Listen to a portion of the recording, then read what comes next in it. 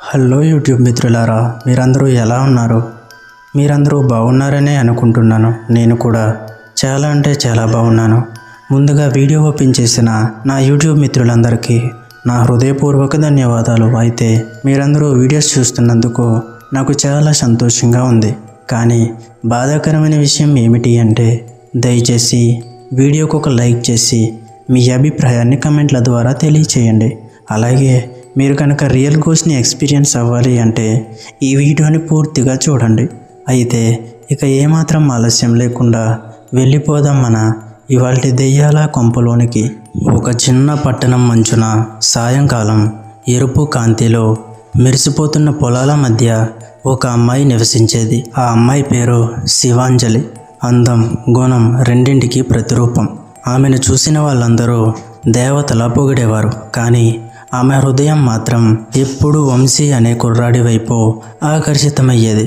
వంశీ కూడా ఆమెను ప్రేమించేవాడు. కానీ ఇద్దరూ తమ మనసులో మాట బయట పెట్టలేదు. వారి చూపుల్లోనే ప్రేమ దాగి ఉండేది. ఒక సాయంత్రం గ్రామంలోని గల్లీలో మద్యం తాగిన ముగ్గురు దుష్టులు శివాంజలిని వెంబడించారు.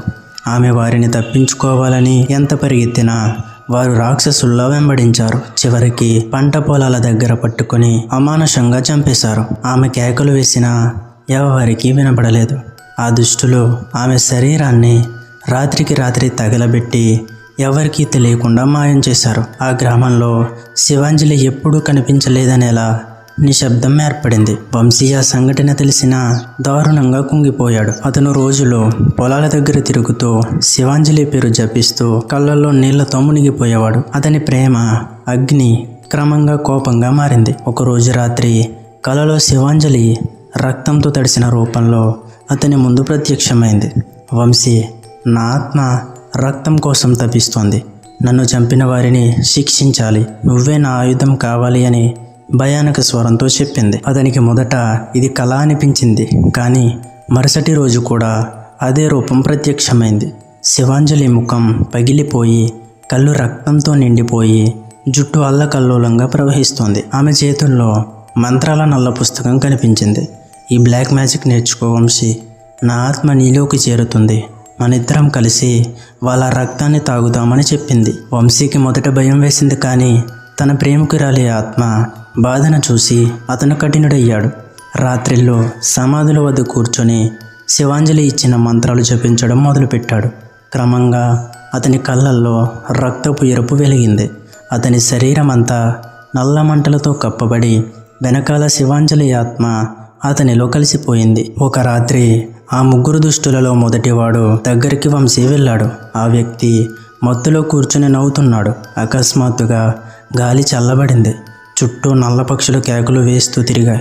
వంశీ కళ్ళ నుంచి నల్ల పొగ రావడంతో ఆ దుష్టుడి గొంతు బిగుసుకుంది. శివాంజలి ఆత్మ అతని వెనుక నిలబడి నా రక్తం కోసం చావు అని అరిచింది.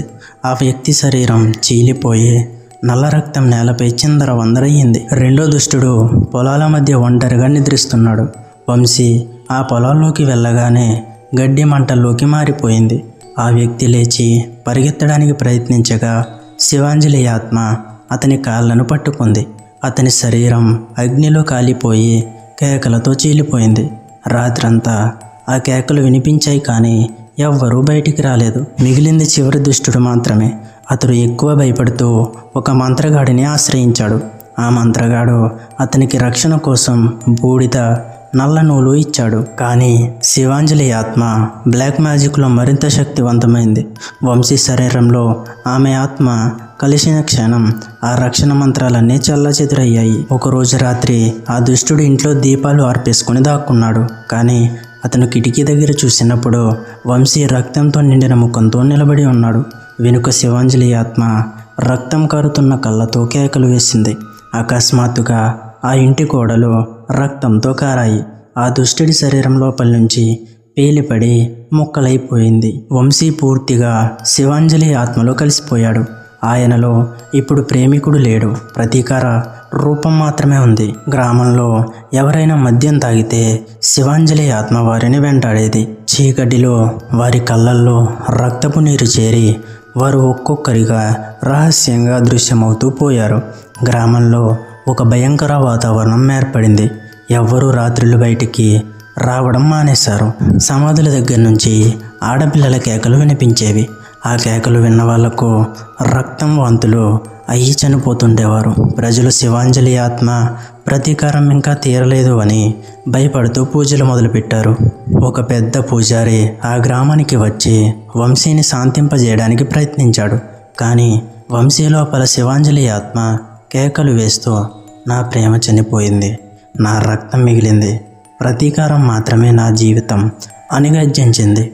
పూజారి మంత్రాలు జపిస్తుండగా గాలి చీలి రక్తపు వాన కురిసింది. ఆ వానలో పూజారి పడిపోయాడు.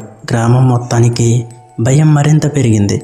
ఎవ్వరూ ఆ ఆత్మను ఎదుర్కోలేకపోయారు. గ్రామం విడిచి పారిపోయేవారు కూడా ఉన్నారు. శివాంజలి ప్రేమ వంశీని ఆయుధంగా మార్చింది. ఇద్దరు కలిసి రాక్షస రూపంలో మిగిలిపోయారు. అప్పటి నుంచి ఆ గ్రామం పేరు చెప్పడానికి ప్రజలు భయపడుతున్నారు. రాత్రి వేళల్లో అక్కడ నల్లపిట్టలు కేకలు వేస్తే అది శివాంజలి ప్రతీకార కేక అని అంటారు. ఎవరైనా మద్యం తాగి ఆ గ్రామం వైపు గనక వెళితే వారు ముక్కలై మరణిస్తారు. శివాంజలి ప్రేమ రక్తంలో కలిసిపోయి ప్రతీకారం అనే శాపంగా ఎప్పటికీ ఆ గ్రామంలో నిలిచిపోయింది.